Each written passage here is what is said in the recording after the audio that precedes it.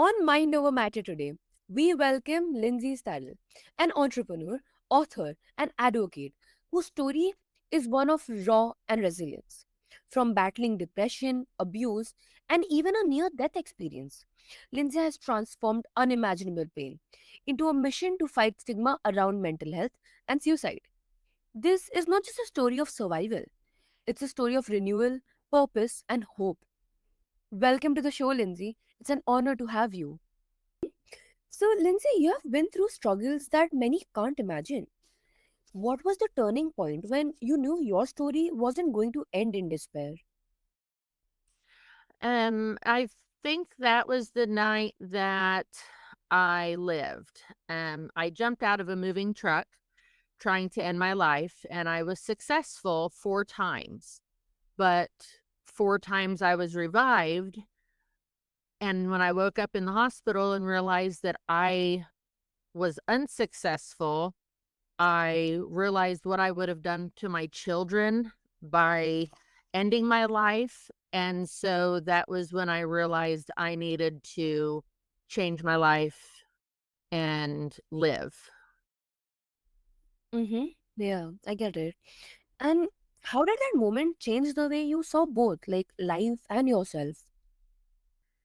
That moment changed me drastically when I realized that the abuse that I had gone through and the when I realized what I would have done to my children, that was when I decided I needed to make a drastic change.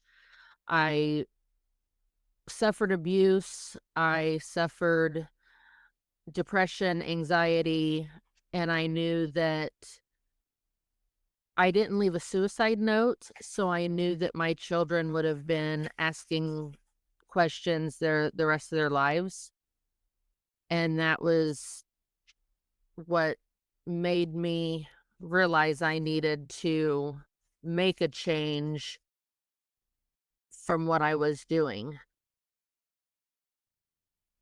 Mm-hmm. Yeah, and that's so powerful. Like it shows that sometimes the darkest nights becomes the doorway to light. Yes, it does. Mm-hmm. And you have openly spoken about depression, anxiety, and suicidal thoughts. Why do you think so many people feel pressure to hide these struggles? There's a stigma around mental health issues, depression, anxiety, and suicide. Suicide is not a bad word. It needs to be talked about more often. We need to shatter the silence so people are comfortable openly talking about it. We need to treat it as if it was a cold that you were going to talk to your doctor about. Because too many people are dying every day because of their depression, anxiety. They have suicidal ideation. And if it wasn't for going into a mental health facility for a week like I did, I don't think I would be here today.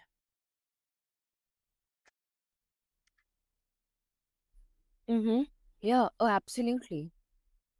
And how can loved ones create safer spaces for honest conversations?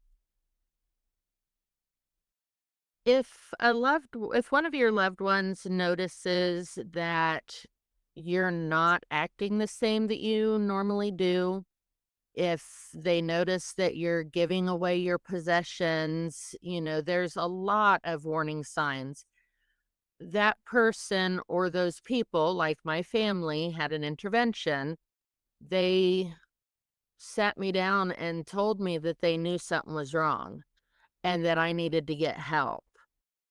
And I know the people with depression, anxiety, suicidal ideation, they don't think anybody is there for them. They don't think anyone will listen or that anyone will care. But people do care. I had a family that wanted me alive, and anybody out there needs to realize that they have people that want them alive as well. Yeah, and that's so eye opening. Like, it reminds us that healing often begins with being heard without judgment. Yes, it does. Hmm. And you went from deep personal pain to building thriving businesses and becoming an award winning author. How did resilience play a role in bridging that gap? You know, I started with nothing. I with the day that I jumped, I started my life over.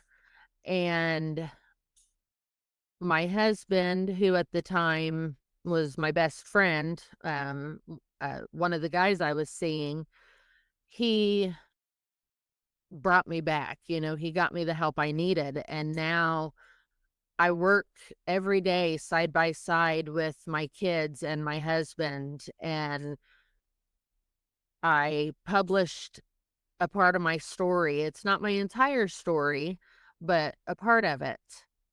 And when I realized that the book was an award winning book, that made me realize that my story did need to be heard, and I do need to help people. I'm here not just for my kids and my family, but I'm here to help others as well. Yeah, 100%. And do you see resilience as something we are born with or something we can build? Both, I believe. I think you're born with some because you live every day, but it builds the older you get, and that's what helps you survive on a daily basis. Hmm. Yeah, and that's inspiring. It proves that resilience is not just survival, but the courage to rise again. Yes. Hmm. And suicide is often treated as taboo. Why do you believe needs to change in how society talks about it? Beliefs need to change because we are losing people every day. I know several people who have died by suicide, and those are the people that need the help the most.